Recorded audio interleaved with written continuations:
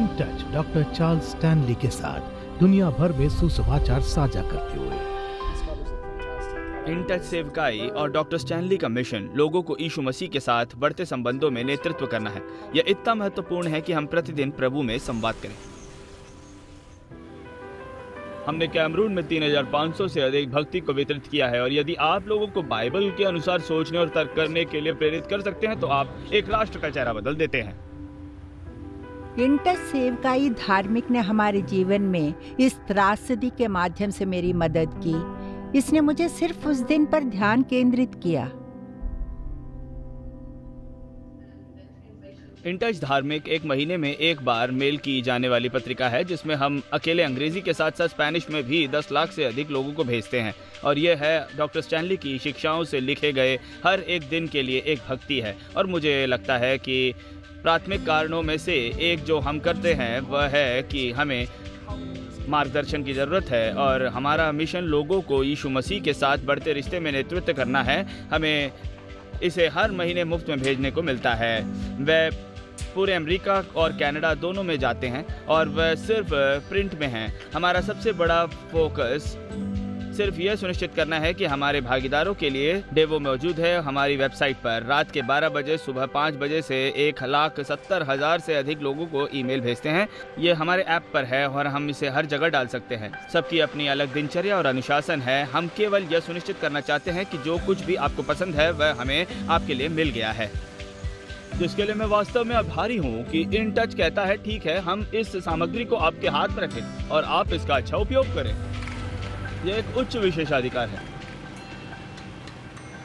भक्ति परमेश्वर के वचन से ली गई सामग्री है जो वास्तव में निरंतर अधिकार पर परमेश्वर के लोगों की आवश्यकता के बारे में बताती है, और यह आपके साथ ईश्वर की छवि में बनाए गए एक देवदूत व्यक्ति होने के आधार पर आपके साथ व्यवहार करता है, एक ऐसे दिल के साथ जो उसके साथ अंतर्गत है। प्रभु ने मुझे उन लोगों तक पहुंचने के लिए एक स्पष्ट जुनून दिया जो मसीह को नहीं जानते, मेरे अपने और परे। मैं जिस संगठन का नेतृत्व करता हूं वह है होप आउटरीच इंटरनेशनल मिनिस्ट्री, जो एक मेडिकल क्लिनिक चलाता है। ठीक 2003 के आसपास पहली बार मैं इन टच भक्ति सामग्री में भाग लिया था, और आप जानते हैं यह बहुत अच्छा था। यह सिर्फ व्यावहारिक जीवन को बदलने और आकर्षक सामग्री से भरा हुआ था, और मैं जा रहा हूँ जी, इतनी अच्छी सामग्री है ये। हम इसे कैसे प्राप्त कर सकते हैं ये बताइए हमें। इसीलिए हर महीने हमें लगभग 50 भक्ति सामग्री मेरे घर के पते पर पहुंच जाती है। तो केवल पिछले 5 वर्ष में आप 3000 से ऊपर की ओर देख रहे हैं। गोदाम में यह प्रक्रिया है कि हम भक्ति प्राप्त करें, और जो हमें उन लोगों को प्रदान करने की आवश्यकता होती है जिनकी हम सेवा करते हैं, और इसीलिए हम जो करते हैं उसे विदेश में भेज दिया जाता है, ताकि यह सुनिश्चित हो सके कि जिन लोगों की हम सेवा करते हैं वे सभी सामग्री प्राप्त करते हैं।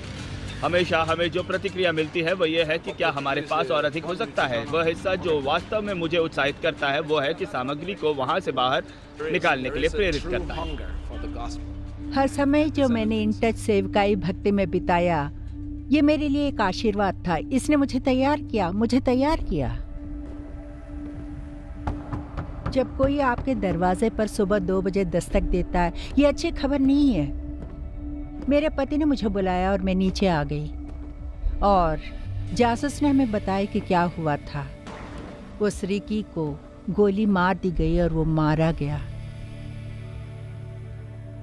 उसके बाद सन्नाटा छा गया।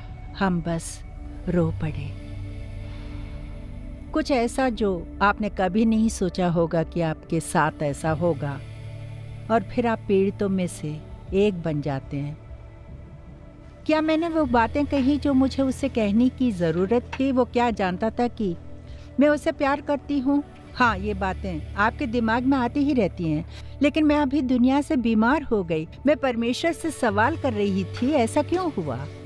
पता है, मैं हमेशा रिकी के लिए प्रार्थना कर रही थी, और फिर जब उन प्रार्थनाओं को उस तरह उत्तर नहीं दिया गया जैसा मैंने सोचा था कि उनका उत्तर दिया जाएगा, मैं बस अब और महसूस नहीं करना चाहती थी। और मुझे ठीक से पता नहीं कि मैंने भक्ति करना कब शुरू किया, लेकिन इसने हमारे जीवन में इस त्रासदी के माध्यम से परमेश्वर के 7 दिन की शुरुआत करके मेरी मदद की है। वो मेरा फोकस था, मेरी भक्ति करना, सिर्फ वचन में रहना और इसके माध्यम से मेरे जीवन का मार्गदर्शन करने के लिए प्रभु से प्रार्थना करना।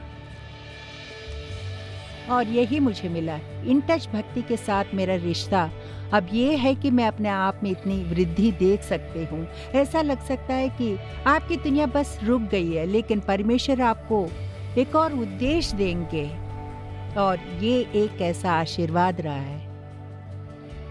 मेरा मानना है कि वस्तुएं विराम अवस्था में रहती है, और इसीलिए ये आपके अधिकतम जीवन के लिए सही है। और इसीलिए इस भक्ति पर काम करने के लिए हमें इस सामग्री को पढ़ने के द्वारा लगातार डाला जा रहा है।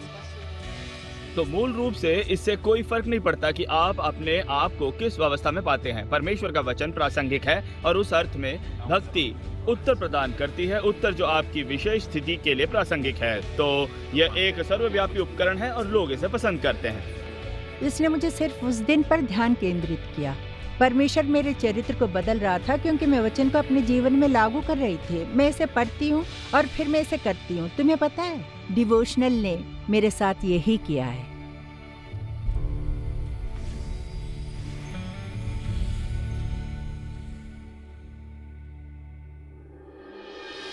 इन टच पर अगला, परमेश्वर के आशीर्वाद पर गुजरना।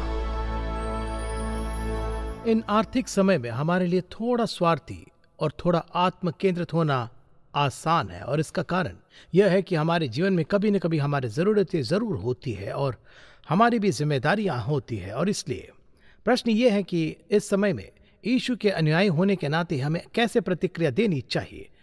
अब इस संदर्भ में मेरा यह सवाल है, यीशु के दिनों में क्या था? उसने क्या कहा, क्या किया, कैसे कार्य किया, क्या नसीहत दी, उसने उन्हें एक दूसरे में संबंधित होने के लिए कैसे कहा? यह सब प्रभु के वचन में है। और जब आप पवित्र शास्त्र पढ़ते हैं और समझने लगते हैं कि यीशु क्या कह रहे हैं, और प्रेरित पौलुस और अन्य, तो आप समझते हैं कि जो कुछ उसने उन्हें सिखाया वह न केवल उनके दिन के लिए काम किया, लेकिन जो कुछ उसने उन्हें सिखाया वह हमारे दिन के लिए भी काम आते हैं। और जब आप पवित्र शास्त्र को पढ़ते हैं तो आपको ठीक ठाक समझ में लगता है कि वह क्या कह रहा है। तो सच्चाई है कि हमें अपना आज का जीवन वैसे ही जीना जैसे उसने उन्हें उस दिन जीने के लिए कहा था। तो मैं चाहता हूं कि आप जरा सोचें कि मैं जीवन सिद्धांतों में से एक के बारे में बात कर रहा हूं। परमेश्वर हमारे आशीर्वाद देते हैं ताकि हम अन्य लोगों के लिए आशीर्वाद बन सके। तो यही कारण है वह हमें इसकी किसी और के लिए आशीष बनने का आशीर्वाद देता है। और मैं चाहता हूं कि आप दो संक्षिप्त पवित्र शास्त्रों की ओर मुड़े। उनमें से एक इफिसियों के 4 अध्याय में है, और यह यहाँ पौल ईसाई जीवन के बारे में बात कर रहा है और हमें कैसे जीना चाहिए, अपने जीवन में किन चीज़ों से बचना चाहिए ये बताते हैं। और वह 25वें वचन पर आता कहता है, इस कारण झूठ बोलना छोड़कर हर एक अपनी पड़ोसी से सच बोले, क्योंकि हम आपस में एक दूसरे के अंग है। चर्च की बात हो रही यहाँ। क्रोध तो करो पर पाप मत करो, सूर्य अस्त होने तक तुम्हारा क्रोध न रहे। और फिर वे कहते हैं, सुनिए, और न शैतान को अवसर दो, चोरी करने वाला फिर चोरी न करे, वरन भले काम करने में अपने हाथों से परिश्रम करे, आपके हाथों से भलाई करते हैं कि उसके पास ज़रूरतमंद को बांटने के लिए कुछ हो। तो अब यदि आप पहले तीमुथियुस के 6 अध्याय की ओर मुड़े तो यहाँ फिर से पौल इस मुद्दे की बात कर रहा है। और देखिए कि वह 6 अध्याय और 17वें वचन में क्या कहता है। वो कहता है, इस संसार के धनवानों को आज्ञा दें कि वे अभिमानी न हो और अनिश्चित धन पर आशा न रखें, परंतु परमेश्वर पर जो हमारे सुख के लिए सब कुछ बहुतायात से देता है। तब वह कहता है, और भलाई करे और भले कामों में धनी बने और उदार और सहायता देने में तत्पर हों।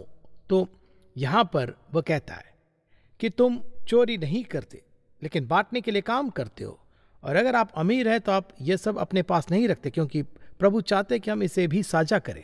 तो ज़रा सोचिए, मैं चाहता हूं कि हम इस पूरे विचार के बारे में सोचें कि प्रभु हम में से हर एक को आशीर्वाद दिया है। जब उसने हमें आशीष दिए तो उसके मन में एक बात यह थी कि आप और मैं किसी और के लिए एक आशीष होंगे। आइए बात करते हैं कि ये आशीर्वाद है क्या।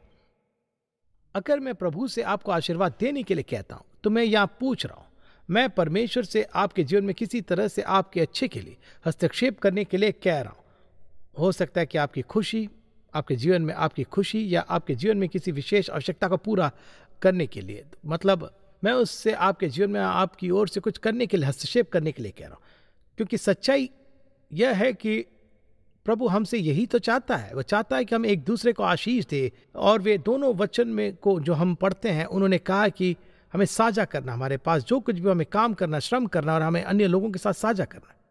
अब जब आप मसीह के जीवन के बारे में सोचते हैं और जिस तरह से उसने स्वयं को देखा, हम उसे परमेश्वर और स्वामी और राजा और बाकी सभी के रूप में देखते हैं। जब वह यहाँ आया तो उसने क्या कहा, मैं सेवा करने नहीं आया, हालांकि वह इसके हकदार थे। मैं सेवा करने नहीं आया, मैं सेवा करने और बहुतों के लिए अपना जीवन देने के लिए आया था। जो उसके सेवा करने के तरीके भी अभिव्यक्ति थी, उनकी भलाई और हमारे प्रति प्रेम और दया की अभिव्यक्ति। फिर एक और अवसर पर लूका 22वें अध्याय वो कहता है, मैं तुम्हारे बीच में सेवक के समान हूँ। इस तरह यीशु ने स्वयं को देखा।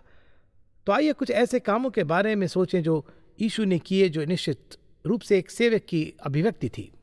जब उसने एक आवश्यकता देखी तो वो उस आवश्यकता को पूरा करने के लिए तैयार था। क्या इसका मतलब है कि उसने हर उस व्यक्ति को चंगा किया जो बीमार था? नहीं। क्या मतलब है कि वह हर एक एकांत व्यक्ति की जरूरतों को पूरा करता है? नहीं। लेकिन यह आश्चर्यजनक है, क्योंकि वह बाइबल कहती है कि वह प्रत्येक व्यक्ति के हृदय को जानता था।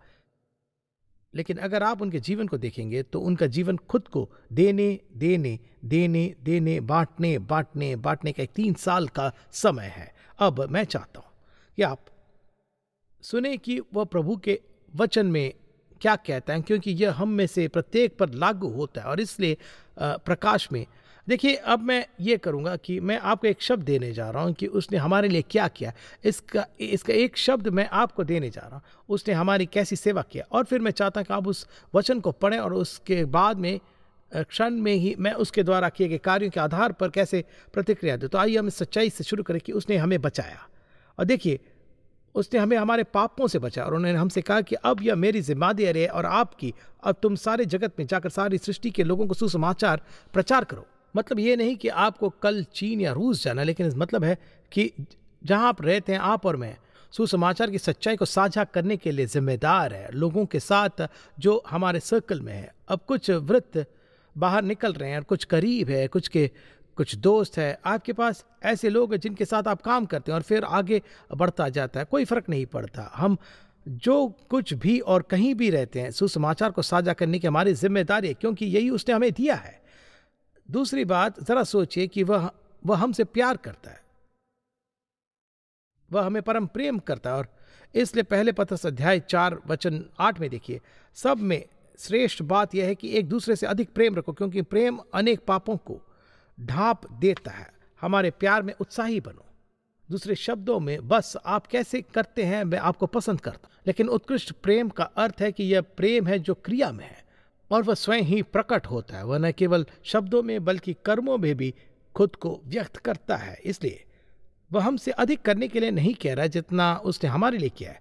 वह कहता है, मैंने तुम्हें बचाया, मैं चाहता हूं कि आप वो बने जो मैं चाहता हूं कि आप वो माध्यम से बने। और मैं तुमसे प्यार करता हूं और मैं तुम्हें एक सच्चे प्यार से करता हूं। मैं तुमसे इतना प्यार करता हूं कि मैं तुम्हारे लिए जान दे दे। और मैं चाहता हूं कि आप पूरे जोश के साथ रहे, यानी दूसरे लोगों में सच्चा प्यार कर रहा, अपने आप को कि उन्हें इस तरह से कि उस प्यार का अनुभव करो। तब निस्संदेह वह हमारे पापों के लिए क्षमा करता है। जरा इसे देखिए, इफिसियों 4:32, एक दूसरे पर कृपालु और करुणामयी हो, और जैसे परमेश्वर ने मसीह में तुम्हारे अपराध क्षमा किए, वैसे ही तुम भी एक दूसरे के अपराध क्षमा करो। यीशु हमें कैसे क्षमा करता है? वह हमें स्वतंत्र रूप से क्षमा करता है। हमें परमेश्वर से हमें क्षमा करने के लिए भीख मांगने और याचना करने की जरूरत नहीं। और हमें से एक भी ऐसा नहीं है, चाहे आप कोई भी हो, जो कह सकते हैं मैंने प्रभु से मेरे पापों को क्षमा करने के लिए कहा, लेकिन उसने नहीं किया। मैंने 2-3 बार पूछा, लेकिन उसने नहीं किया। यदि आप उसके बच्चों में से एक के रूप में ईमानदारी से पूछते हैं, हाँ उसने किया, आप उसे महसूस नहीं कर सकते।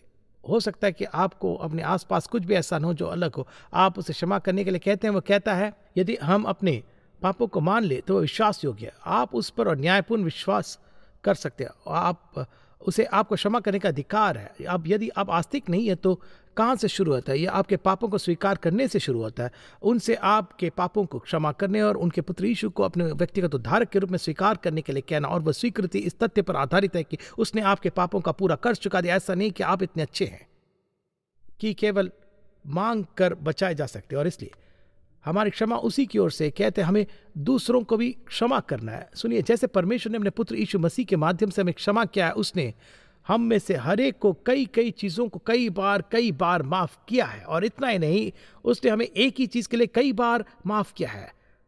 मुझे माफ़ करना है, चाहे कुछ भी हो, कोई फ़र्क नहीं पड़ता, कोई फ़र्क नहीं पड़ता कैसे, और कोई फ़र्क नहीं पड़ता। क्षमा की कोई सीमा नहीं होती। आप कहते हो अच्छा इससे मुझे बहुत दुख होता है, वह मुद्दा नहीं है। यीशु ने आपको कितनी बार क्षमा किया, ठीक है, अगर मैं उनके अन्याय में से एक बनने जा रहा हूं तो वह इसका हिस्सा है, तब अवश्य ही वह हमें सत्य सिखाता है, इसलिए हम इसे जानते हैं। देखिए, जो वचन की शिक्षा पाता है वह सब अच्छी वस्तुओं में सिखाने वाले को भागी करे, यानी अपने परमेश्वर के वचन से बहुत सी बातें सीखी है और आप पर किसी को और को पढ़ाने की जिम्मेदारी है। आप कहते हैं लेकिन अब एक मिनट रुकिए, मैं अध्यापक नहीं हूं। अच्छा, आप शिक्षक को कैसे परिभाषित करते हैं? कोई है जिसके पास कॉलेज की शिक्षा है और शिक्षण में डिग्री है? नहीं।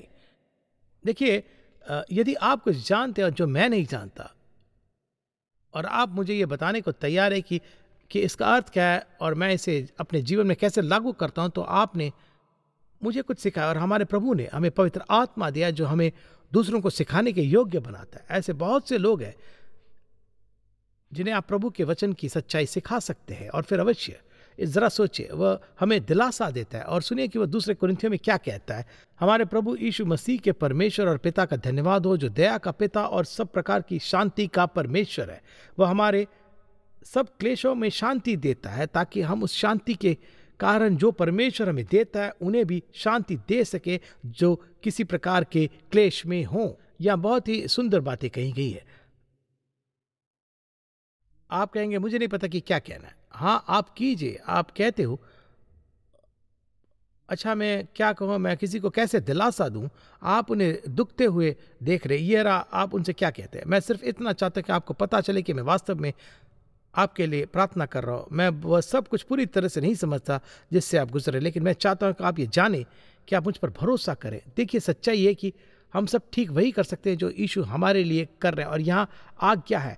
सच तो यह है कि मेरे पास कोई विकल्प नहीं है। अगर मैं यीशु का अनुयायी बनने जा रहा हूँ, उसने दूसरों को दिलासा दिया है। वो कहता है मैं दूसरों को दिलासा देने वाला हूँ। उदाहरण के लिए एक प्रोत्साहन, वह हमें प्रोत्साहित करते हैं। ये कारण है कि आप और मैं प्रार्थना करते हैं, क्योंकि कभी कभी हम थोड़ा निराश हो जाते हैं या हम किसी चीज़ का सामना कर रहे होते हैं। हम बस यही कहते हैं, परमेश्वर मुझे तुम्हारी ज़रूरत है। धीरज और प्रोत्साहन का दाता परमेश्वर तुम्हें यह वरदान दें कि मसीह यीशु के अनुसार आपस में एक मन रहो। प्रत्येक व्यक्ति को एक या अधिक प्रोत्साहनकर्ताओं की ज़रूरत होती है। किसी ने मुझे एक ईमेल भेजा है जो मुझे कल रात ही मिला, और मैंने सोचा परमेश्वर, मुझे आशा है कि मेरे पास वह पल या बस एक पल हो सकता है अगर मैं आज कह सकता हूं कि भेजने के लिए बहुत बहुत धन्यवाद। यह मेरे लिए बहुत उत्साहजनक संदेश था। मुझे आश्चर्य है कि आपने आखिरी बार कब फैसला किया था। मैं जा रहा हूं, मैं एक ईमेल भेजने जा रहा हूं, उन्हें एक पत्र लिखो, उन्हें बुलाओ, और मैं सिर्फ उन्हें प्रोत्साहन का एक शब्द कहना चाहता हूं। आपको कहने की जरूरत नहीं कि जब मैंने आपको प्रोत्साहित करने के लिए फोन किया, नहीं, जिसके बारे में कहते रहा, आप बस ये कीजिए। पता है, कभी कभी कंधे पर थपथपाना या दोनों हाथों से हाथ मिलाना कुछ लोगों के लिए बहुत बहुत उत्साहजनक बात होती है। लेकिन देखिए, अगर मैं हमेशा अपने बारे में और मैं के बारे में सोचता रहूं, तो मैं एक दिन में कई बार एक शानदार अवसर को एक प्रोत्साहन देने जा रहा हूं अगर मैं सावधान नहीं हूं। फिर बेशक उसने हमें स्वीकार कर लिया है। परमेश्वर का शुक्र है, उसके पास है, उसने हमें स्वीकार कर लिया। सुनिए, इसलिए जैसा मसीह ने भी परमेश्वर की महिमा के लिए तुम्हें ग्रहण किया, वैसे ही तुम भी एक दूसरे को ग्रहण करो। अगर मैं किसी को स्वीकारता हूं तो इसका मतलब है कि मैं उन्हें वैसे ही लेता हूं जैसे वे हैं। शायद वे जो करते वो मुझे पसंद आए, शायद मुझे उनका अभिनय करने का तरीका पसंद आए, लेकिन मैं उन्हें ऐसे व्यक्तियों के रूप में स्वीकार कर सकता हूं जो जरूरतमंद व्यक्ति हो सकते हैं। वे स्वार्थी हो सकते हैं, वे लालची हो सकते हैं, वे लोग हो सकते हैं जो खुशी और आनंद में रहेंगे। और याद रखिए, हम में से हर एक को प्रभु ने अपने पुत्र यीशु मसीह के माध्यम से स्वीकार किया है, जिसका इसके योग होने से कोई लेना देना नहीं है। और यह सिर्फ इसलिए है क्योंकि वह वही है, वह हमें प्यार करता है। फिर निसंदेह वो हमारे साथ बहुत धैर्यवान रहा है। देखिए, अर्थात सारी दीनता और नम्रता सहित और धीरज धरकर प्रेम से एक दूसरे की सह लो, धैर्य एक दूसरे को अलग करें। हर माता पिता को धैर्य रखना होगा, हमें एक दूसरे के साथ धैर्य रखना होगा। और धैर्य कहता आप मैं तब तक इंतजार कर सकता हूं जब तक आप नहीं सीखते, तब तक जब आप मुझे माफ नहीं करते, आपके बदलने तक इंतजार कर सकता हूं, तब तक जब आप मुझे भुगतान नहीं कर देते। मैं प्रतीक्षा कर सकता हूं। प्रभु हमें से हर एक के साथ धैर्यवान रहा, हमें एक दूसरे के साथ धैर्य रखने। और बेशक वही श्लोक हमें कुछ क्षण पहले पढ़ा था, एक दूसरे पर कृपालु और कोमल मन के और एक दूसरे के अपराध क्षमा करने वाले। दयालुता कहते हैं कि मैं तुम्हारे बारे में सोच रहा हूं।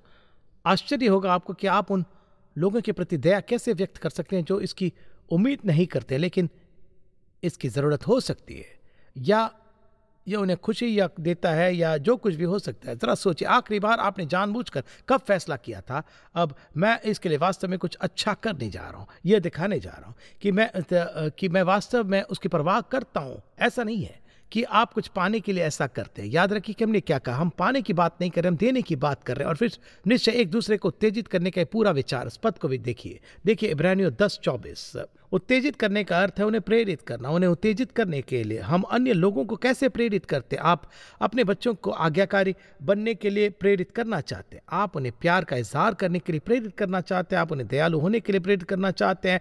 तो हमारे बारे में क्या, एक दूसरे को उत्तेजित करने के बारे में क्या? देखिए, लोग भौंकते हैं और उनसे नकारात्मक बातें करते हैं और हमेशा आलोचना करते हैं। और कुछ लोग सिर्फ ऐसे हैं कि जो नकारात्मक मामले में पैदा होते हैं, वे कुछ भी सकारात्मक कहना नहीं जानते। आपको क्या प्रेरित करता है, क्या उत्तेजित करता है? आलोचना नहीं। हम किससे प्रेरित हैं? दयालुता से, स्वीकृतों के शब्दों से और तारीफों से जो सार्थक है। और जब हम लोगों उसमें अच्छी विशेषताएं देखते हैं और कहते हैं कि हम उन्हें बेहतर करने के लिए प्रोत्साहित करते हैं। और यही कारण है कि आप मुझे ये कहते हुए सुनते हैं और मैं अपने कर्मचारियों से कहता हूं, आप अपना सर्वश्रेष्ठ देखिए, सर्वश्रेष्ठ करो, सर्वश्रेष्ठ बनो। और मैं उन्हें ऊपर उठने और औसत न बनने के लिए प्रेरित करना चाहता हूं। सर्वश्रेष्ठ करें, सर्वश्रेष्ठ देखें, सर्वश्रेष्ठ बने, क्योंकि आप यीशु मसीह के प्रतिनिधि हैं। एक दूसरे को उत्तेजित करें, यानी इसलिए उनके जीवन में काम करें और उनसे बात करें कि उनके अंदर कुछ ऐसा हो जो अपना सर्वश्रेष्ठ करने के लिए उठे, चाहे वे को कुछ भी हो। और फिर निश्चित रूप से हमारे साथ साझा करता है। और पहले ही वचन के बारे में हमने इफिसियों के इस 4 अध्याय में बात की। और यह 28 पद जब यहाँ कहता है, जो चोरी करता है वह फिर कभी चोरी न करें, क्योंकि उन दिनों बहुत सारे गुलाम ऐसा करते थे। लेकिन इसके बजाय उसने अपने हाथों से अच्छा प्रदर्शन करते हुए श्रम करना चाहिए, ताकि एक दूसरे के साथ साझा करने के लिए कुछ हो जिसके पास जरूरत है। अब एक सवाल करता हूं, जब आप अपने जीवन को अपने जीने के तरीके से देखते, तो क्या आप ये कहेंगे कि आप पाने वाले हैं या देने वाले हैं? क्या आप अपना अधिकांश समय ये सोचने में लगाते हैं कि आपको क्या मिलने वाला है, या ये सोचते में कि मैं किसे दे सकता हूं, मैं क्या दे सकता हूं, मैं क्या साझा कर सकता हूं? एक आखिरी बयान दूंगा जिसे आपको कभी नहीं भूलना चाहिए। अगर आप सुन रहे हैं तो आमीन कहिए। जब आप प्रभु के सामने खड़े होते और आप स्वर्ग में पहुंचते, जो आपको मिलता है उसके लिए आपको पुरस्कृत नहीं किया जाएगा। आप जो देंगे उसके लिए आपको केवल पुरस्कृत किया जाएगा। इसलिए मैं आपको कुछ देना चाहता हूं। इस समय मैं आपको अपने जीवन की दिशा, अपने जीवन की शाश्वत नियति और आपके जीवन की स्थिति को बदलने का अवसर देना चाहता हूं। और यहां बताया गया है कि आप यह कैसे कर सकते हैं। आप ईमानदारी से पहचान सकते हैं कि आप एक पापी है, कि आपने परमेश्वर के विरुद्ध पाप किया है और आप किसी भी चीज के लायक नहीं है। क्योंकि जब आप अपने कार्यों को देखते तो आपके कार्य दयनीय होते हैं। जब आप इस तथ्य के बारे में सोचते हैं कि आपने अपने व्यक्तिगत उद्धारक के रूप में यीशु मसीह को अस्वीकार कर दिया है, तो निमंत्रण यह है प्रभु यीशु मसीह से आपके पापों को क्षमा करने के लिए कहने के लिए, और स्वीकार करें कि आपने कभी भी अपने उद्धारकर्ता के रूप में उस पर भरोसा नहीं किया। आपने अच्छा करने की कोशिश की, लेकिन बाइबल कहती है कि यह काम नहीं करता। वे कहते हैं धर्म के कामों से जो तुमने किया कोई भी व्यक्ति कभी नहीं बचा है। मैं आपको अपने जीवन में यीशु मसीह को आमंत्रित करने के लिए आमंत्रित करना चाहता हूं। उनसे अपने पापों को क्षमा करने के लिए कहना, व्यक्तिगत रूप से स्वयं को उनके सामने आत्मसमर्पण करना और कह रहा है, हे प्रभु, मैं तुम्हें अपने जीवन में चाहता हूँ। मैं चाहता हूँ कि आप अपना जीवन मेरे अंदर और मेरे माध्यम से जिए। मैं स्वर्ग जाना चाहता हूँ, लेकिन जीवन जीना भी चाहता हूँ। उससे सबसे महत्वपूर्ण बात, मैं चाहता हूँ कि यीशु मसीह मेरा प्रभु और उद्धारकर्ता बने। अगर आप उन्हें अपने पापों को क्षमा करने के लिए कहें और उनसे कभी कहें कि मैं आपको अपने उद्धारक के रूप में स्वीकार करने के लिए तैयार हूं, तभी उसी पल आपके पाप क्षमा किए जाते हैं। आप परमेश्वर के पुत्र हो जाते हैं। पिता, हम आभारी हैं कि आपने हमें प्यार दिया और उसे जताने का आश्चर्यजनक तरीका के लिए भी। और मेरी प्रार्थना है कि जो भी इस संदेश को सुन रहे हैं, उन्हें समझ में आएगा कि हम कितने पूर्ण रूप से कितने आभारी हैं आपके। सिर्फ कुछ चीजों के लिए नहीं, बल्कि हर एक चीज के लिए, इस जीवन के लिए ही, हमारे सांसों के लिए भी, और उसके साथ जुड़ा हुआ जो भी आता है। प्रार्थना करता हूं कि जो भी इसे सुन रहे हैं, वो इतने बुद्धिमान हो कि वो अपने जीवन को आपको आत्मसमर्पण करे पिता, आपके पुत्र यीशु मसीह के माध्यम से। और मैं ये प्रार्थना उनके इस अद्भुत नाम से करता हूं, आमीन। यदि आज के प्रोग्राम से आपने आशीष पाई है तो लॉग कीजिए intouch.org पर। इन टच पूरे संसार में लोगों को परमेश्वर के साथ में बढ़ने वाले संबंध में बनाता है और लोकल चर्च को बल देता है। ये प्रोग्राम इन टच सेवकाई के द्वारा प्रस्तुत किया गया है। ये परमेश्वर के अनुग्रह से और आपकी प्रार्थना और भेंटों के द्वारा ही संभव हो सका है।